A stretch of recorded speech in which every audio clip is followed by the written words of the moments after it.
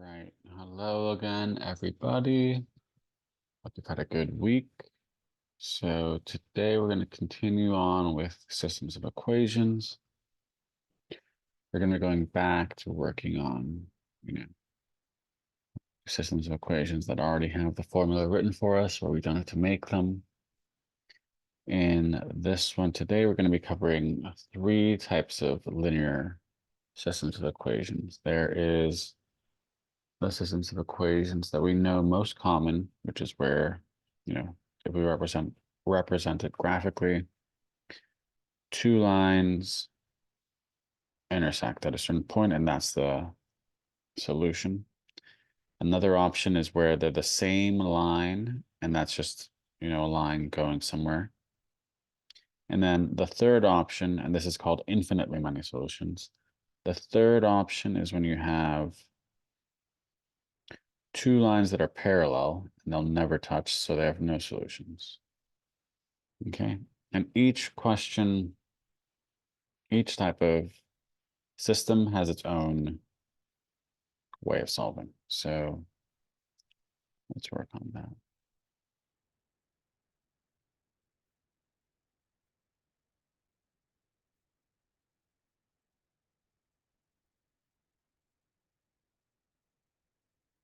Okay. So in this one, the system of equations above has infinitely many solutions. What is A plus B? So infinitely many, right? If we just graphed it, it'd be a line. So they're the same line. That means they have the same slope and the same y-intercept. But how does that work, right? If this is negative 21 and this is 7, it's not setting up to have the same y-intercept. But remember, you're going to be dividing to get y by itself, and whatever you divide by would make them the same value. So everything is proportional, right? If we're multiplying this by 5, everything else has to be multiplied by 5. So let's find out what it's getting multiplied by. We'll do 7 times what gets you negative 21. We'll do it here. Negative 21 over 7 gets you negative 3. Okay, so that means the second equation is 3 times the first, negative 3 times first equation. So to find A, we're going to do negative 3 times 3. And that gets you negative 9. Beautiful. I love it. And then to find B, since it's in the first equation, we're going to do negative 15 divided by negative 3. And that gets you 5, which is, again, lovely. And then what's the question asking for? A plus B. Always be aware of what the question is asking for. That's the easiest way to lose points, is by not knowing that. Also the most frustrating.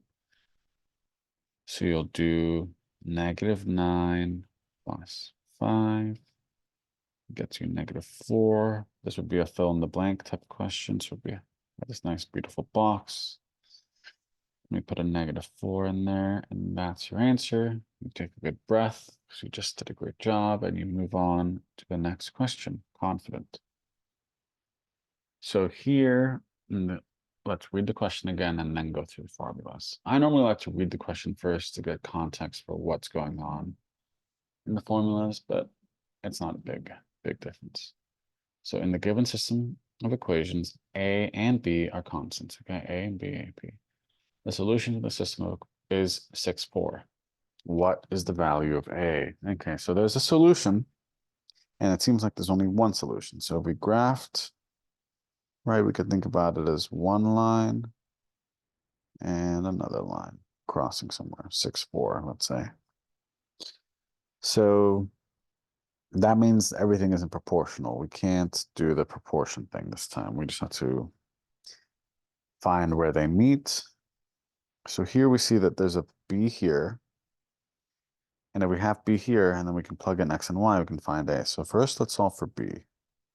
And remember, the question is asking for the value of A. So when we solve for B, we don't want to say, oh, we're done, and then put in the answer. We want to keep going and solve for A. So we plug in 6, 4 into the second equation. So we'll do 6 times 6, because that's the X value, minus 15 times 4, because that's the Y value, equals 3B. 6 times 6, 36. One time I could not learn 8 times 8, and someone said 8 times 8, drop it on the floor, pick it up, 64. And I have no idea why that worked. Sometimes just silly rhymes help you a lot. And from then on, I always knew 8 times 8, drop it on the floor, pick it up, 64. And 6 times 6 is nice because it's just 6, 6, 6, right? 6 times 6, 36. It's just this beautiful symmetry. 6 is a great number, by the way, but we can talk about that in the future. So minus 60 equals, well, now I see my 3b almost looks like a 36, but you know what I meant. Negative 36 minus 60 is negative 24. So 3b equals negative 24.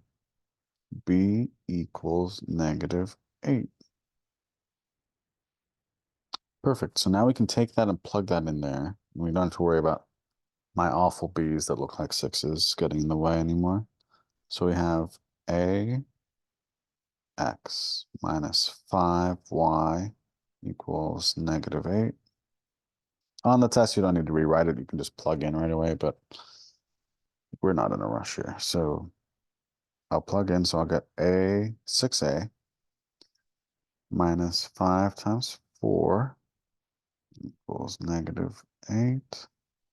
You get 6a minus 20 equals negative 8. We'll add 20 to both sides.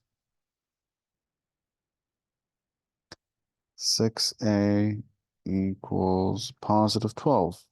I love it. And do you see, just before I forget, right? Those negative 8, that's an answer choice. Many people will be like, oh, here I am. Answer, move on. Because they're rushed, they're stressed. You don't need to be rushed. You're not stressed. You can just take in the A we're looking for. So keep going here. 6a equals 12. Divide by 6. Divide by 6. A equals 2. And 2 is C. A is 2, which is C. Exactly. And then again, you can just take it easy. You've just done another question. You're doing great. We go on to another question. Our last one for the day. In the given system of equations, A is a constant. The system has no solutions. What is the value of A? So no solutions is parallel lines.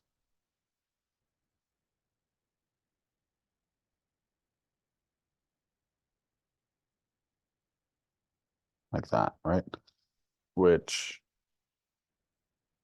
means that the values of the things multiplied by the x's, the coefficients, I guess, and the coefficients for the y's are proportional to each other, but the values for the y-intercepts are not proportional to each other.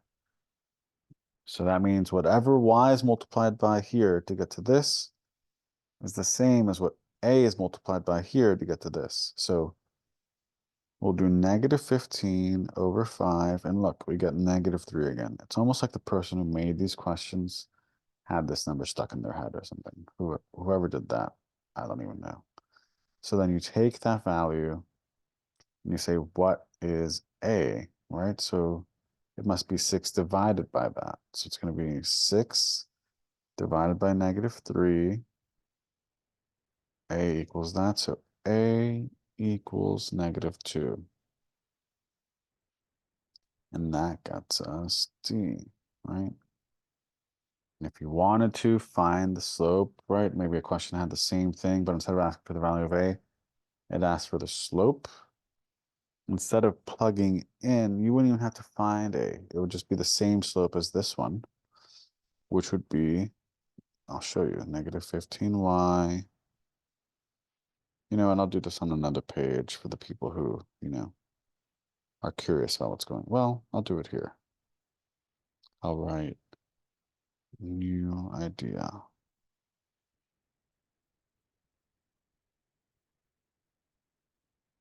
Little box. So to find the slope, find slope. for the people who just want to watch my beautiful handwriting and not listen to my voice. You do 6x minus 15y equals -5, and then subtract 6x. Subtract 6x. -15y equals -5 minus 6x. Divide by -15. Y equals 1/3, which doesn't matter to us. Plus 6/15x, right? Because the negatives cancel. And then the 6/15, you divide them both by 3, you get 2/5 x. So a question could have asked, what is the slope? And this would be the way we do it. But this one just asks for what is A. And yeah, I hope that you found this video helpful and fun. If you have any questions on this or anything else, or you want to see other material covered, any specific SAT questions you want to see, leave it in the comments and make sure to like and subscribe. Talk to you soon.